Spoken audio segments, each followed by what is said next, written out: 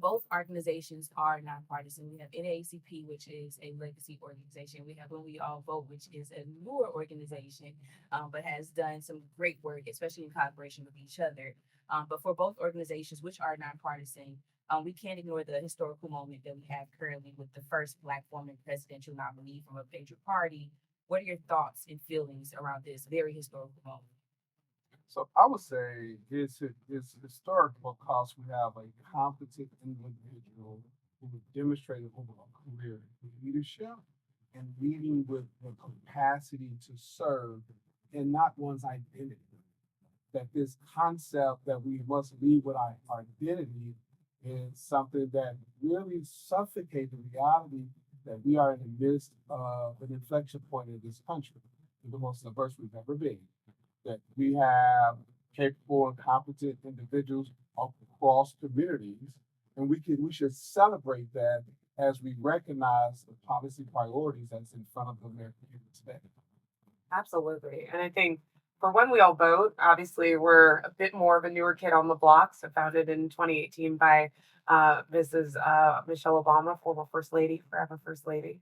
And I think, one of the things is we are talking with folks to try and close race and age voting gap or increase participation in each and every election and ultimately change culture around voting. We are hearing that the issues are incredibly motivating, and those are, I think, a lot of those issues and policies that people talk about and are really moving them forward to take action and ultimately to register to vote and to vote. Particularly for young people, for Black and Brown people, issues like the economy, climate change, gun violence, um, and a number of other issues really rise to the top in terms of what we care about when we're asking, what is motivating you to take action, how you can kind of keep your family safe and secure, and move forward. So I think it's a bit of that, and then also being able to have the opportunity to reshape what leadership looks like in this country. It is important for none of us should have to suppress our identities for someone else's comfort, but we also should suppress our intellectual capacities, our leadership skills, and are willing to offer ourselves up to serve the American people. That should lead all of these conversations as we display the uniqueness that we all bring to the table, both in our identity, our personality, and how we can bring people together. A lot of what I've just heard from both of you is culture. And we have to build a culture of voting so individuals understand that this is not just every 4 years, every two. Like, we need to make sure that there is an engine ensuring that communities understand this is how you change issues within your area. So, how do we maintain that culture of voting beyond the presidential election season? And then also, what are some of the best practices to keep communities engaged beyond just these election cycles? Yeah. I mean, I get really optimistic about this year because I think about half the electorate is Gen Z and millennials. There's 8 million young people who are voting in their first presidential election, first general election this year. We really have an opportunity to build this next generation of voters. And I think that that's something that both of our organizations do day in and day out when we're talking about voter education. Here's how the process works. Here's how to engage. Here's how those issues you care about interact with the decisions that the people you're putting in power are making, and let's here's how you can be a part of that process and ultimately part of our democracy.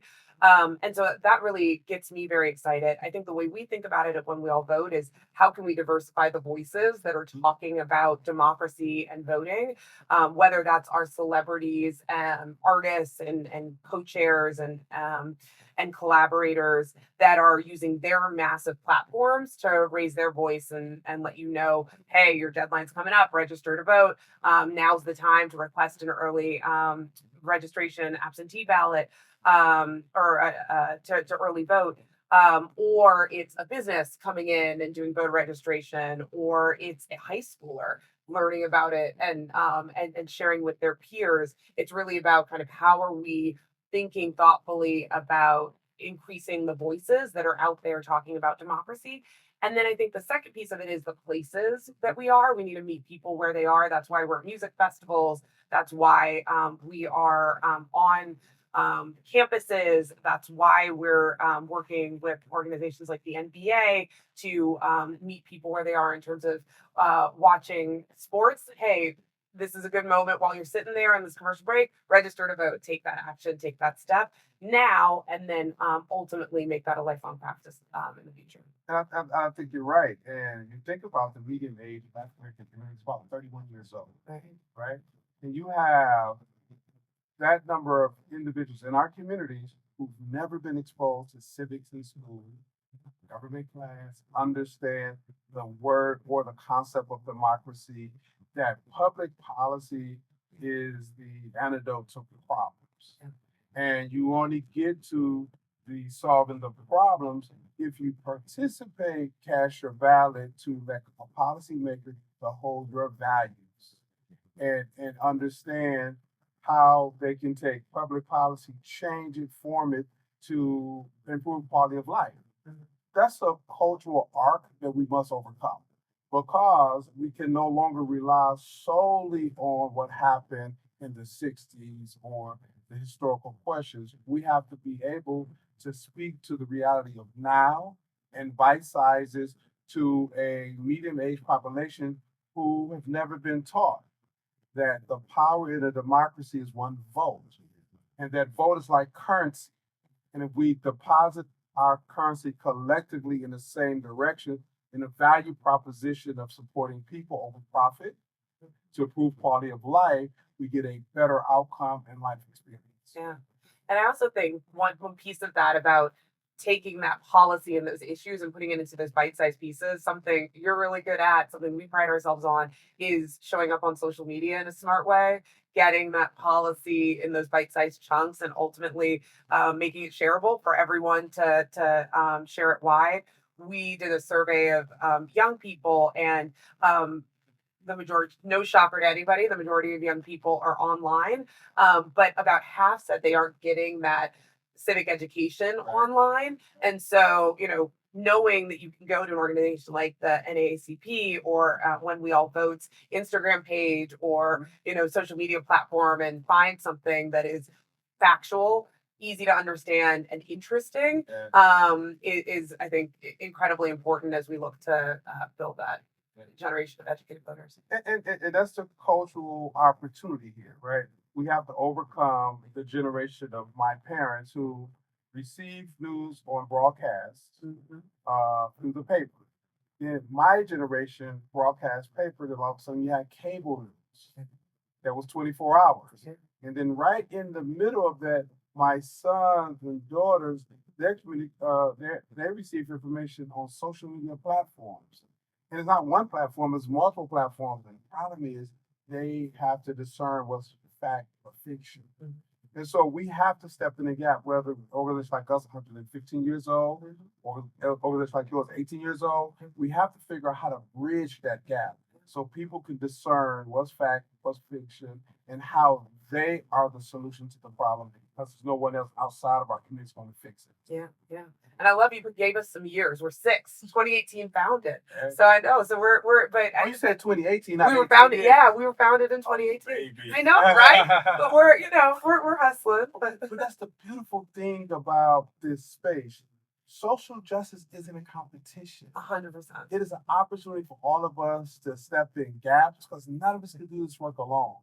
And so the beautiful thing about this moment, I'm witnessing not only that transition in how people consume information, also witnessing the reality that we are much bigger than 1, 2, 3 organizations, that through collaboration we can have impact, and because of impact we can improve lives. 100%.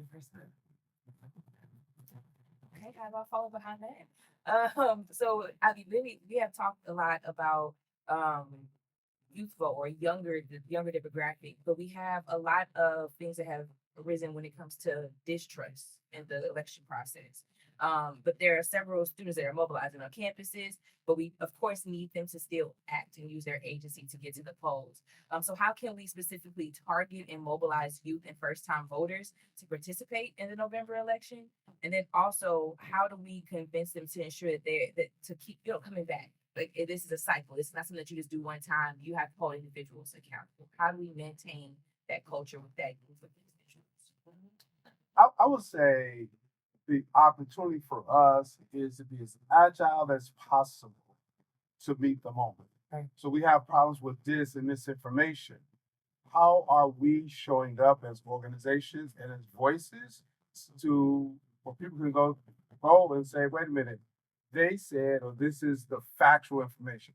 What I've witnessed over the last 7 years is the escalation of this and misinformation, both domestically and internationally, trying to cause dissent within the Black community. So you can name the moment and I can identify the movement. Right now, AI, it is going to be very difficult very soon to discern whether someone's likeness and voice and the message they're communicating, is it that person or AI technology? We as an organization, we have to stand in the gap on our platform so people can say, wait a minute, let me go check when we all vote. Let me go check NACP. Is this true? And understand the movement that we embrace of the past will not be the movement of the moment or the future. And so we have to grow into a new reality so we can have a sustained population of voters, so we can have an informed population of voters. And we have individuals who are still free to critically think and not rely on technology to think for them. Yeah. No, I think that's spot on. And I think the way when I think about mis and disinformation and whether it's that, just bad information flowing or intentionally placed and targeted bad information to skew a certain group, I I think the antidote is truth and sunlight. And so the way we think about how we're combating mis and disinformation, which is a fact, unfortunately, in this climate, is flooding the zone with that good information, with that accurate information that you can trust, that you also want to listen to and engage with. That's a little bit fun, as the young ones, we can be a little bit out of the box and rebellious, and we pride ourselves on that creativity. But I think that's going to be really important, to one, making sure we're in the next few weeks as we get to November 5th, looking at content that you're getting. If one, is it from a trusted source like the NAACP or When We All Vote? Two, if it's not, does it make sense? Does that seem right? My sister and I had a conversation where I saw some news about Simone Biles getting some massive contract and deal. Texted her. I said, "Oh my gosh, Simone's amazing." She's like, "That doesn't make sense." I was like, "Oh, it doesn't." So then I went back, checked my sources. I'd seen it on Twitter or something, and it wasn't correct. But so in some instances, it's a bit of us calling each other in if we need to, making sure that your friends and family are getting that accurate information. Hey, I've got these resources that I can lean on to be a fact check. So if you see something in a group chat or in a channel that might not have that kind of immediate fact checking capability, you can be that fact checker and where to lean on and find those resources. So I think it's flooding the zone with that good information. And then I also think it is a lot of this, as well as, and I think we'll talk a little bit about it, but the systemic barriers that are put in place to stop people from voting. It's not a coincidence. It's voter suppression. Those are intended to make us feel powerless and to make us feel out of control. But that's the absolute opposite. And I think you all do such a good job of reminding folks of the power that they have and the control that they have through this process, and ultimately through participating in democracy ultimately. You spoke to something that we actually are going to move to next. So we see in Texas, there are purges on the vote. We saw in Georgia, 2022, and now there are some purges of the vote. What can we say to individuals who are saying, now that this barrier is present, I'm just going to walk away from it? There's no point. Why do I keep fighting just to put in my vote? How do we communicate with those individuals to help them understand that voter suppression is existent to make you do that? But how do we encourage them to continue to cast their ballots? One of the phrases I recall when it was created, and I think it was 2012, it was a worker rights campaign, Nissan. And the phrase was, when we fight, we win. And when I see behind the VPs, behind her, she stood at the podium, someone held a sign up. Voter intimidation, barriers to access voting has been the history of this country. Yeah. but when we fight, we win. And we must continue to fight. Yes, there's a reason why people don't want us to vote. There's a reason why it's more difficult or lines are longer in one precinct compared to another precinct because the power of voting. Right. And so we start with people understanding their agency Mm-hmm. and the power of their vote. Mm-hmm. And because it is so powerful, people are going to create barriers, but we have to fight through that so we can win. Right. When we fight, we win. 100%. And I think, on that piece, the fact of the matter is there are these very intentionally placed systemic barriers that exist. When I think about our role in that space right now, it's also about being very clear, specific about what you can do to make sure you're good, your family and your folks are good. Not to say it is not harder, because they are making it harder. It's intentionally harder. But we, as we always have as a community, can kind of lift each other up and help each other move to the process. So when we talk about voter purges in Ohio or Texas or Georgia or any of the myriad of places that's happening, it's a reminder to say, are you checking your voter registration? Well, I'm registered. Just check. Let's just check. Let's just do it. Let's just check around, Sunday dinner. Let's just check. When we are hearing that, polling places are far and fewer in between, right? That might mean that folks might need a ride to the polls. So, we work with partners to provide rides to the polls so that you can get a Lyft or a Lime to get access to the polls and get a ride code if you don't have the ability to cover that yourself. It's about thinking about how we can fill the gap when there and lift each other up in this moment, and just be really clear about specifically here's the control you have over each piece of this, to make sure that you and your community are good. And then as we look into and many of these conversations are happening simultaneously and they need to, but I do think we also need to have that conversation about the John Lewis Voting Rights Act, Voting Rights Protection Act, getting that over the finish line, being more proactive, state by state. Freedom to Vote Act. Exactly. Yeah. Thank you. Freedom to Vote Act, about how we are making sure that we're making it easier to access voting. Now, I know we are running short on time, but I have one. I texted Aquila.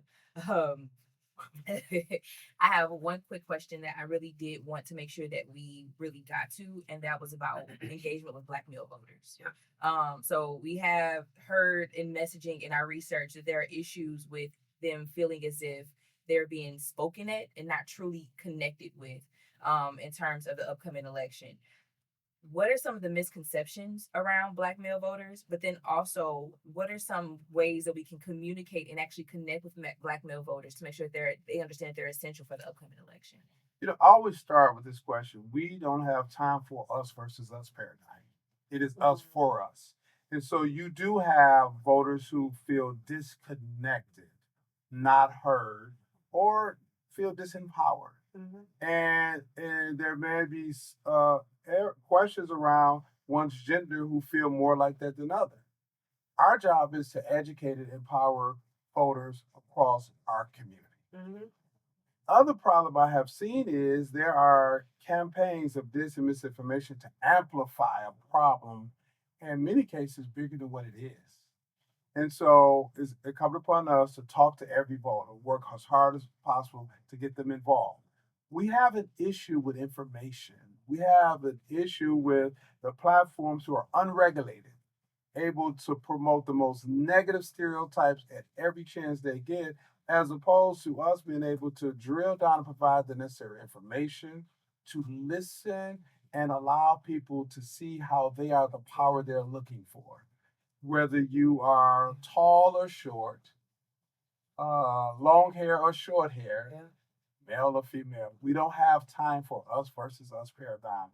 Only thing we must be focusing on is us for us. That's exactly right. And, I think the way we think about it is, again, how are we meeting people where they are? How are we showing up in spaces where those conversations can happen. We're calling in, and we were with the NBA at NBA Summer League in Las Vegas this summer, doing voter registration, having conversations with men about getting registered to vote, getting the information that you need to share with your friends and your family to get registered and ultimately to vote. And we'll continue to do that. And I know in many ways we're doing some of that work together to really ensure that there's that space for those conversations, but also to give people the opportunity to ask questions, to have folks that they trust that they can lean on. Our two of our co-chairs, Steph Curry and Chris Paul, have been such leaders in talking about, if you don't know, here's where to find the information. Let's, have that conversation now. To your point, let's not make this us against us thing. Let's, lean in, take action, and get in the game. So Yeah.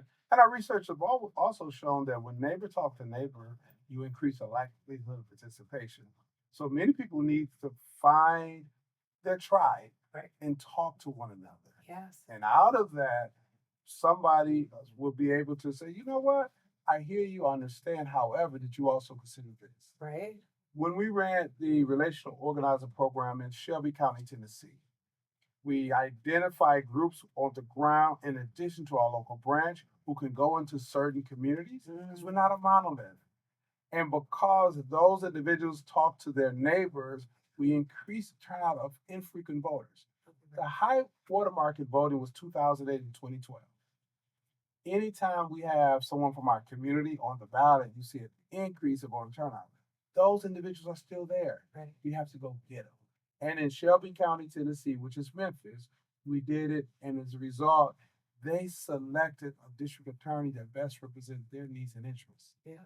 And now they feel the justice system differently because they have someone who can hear them, who see them, and respect them in their human essence. That's amazing. And I think it's such a testament to what we know works in terms of leaders, and we're community people. It is a that outreach and that engagement, putting that data and the here's the proof against it is really powerful. We have a program around Party at the Polls, which we engage and partner together on, where we're literally hosting parties near or at early polling locations and making voting a celebratory experience. We know that it increases turnout, but the reason it does is because we know when we come together as community, when we celebrate together, we act and action happens, and ultimately, together when we come together, we change the world. So yeah. I thank you for the work, and thank you so much for everything that you're doing. Thank you. Because as we go down this journey together, yes, we win together. Yes. When we fight, we win. Absolutely. Right? Alrighty, I think we're good to wrap there. I know I took you all over time, about 10:32, unless you have one more available for one more question about the issues. You need to pay me for overtime. Oh no, President Jackson, I'm sorry. But I just have one more.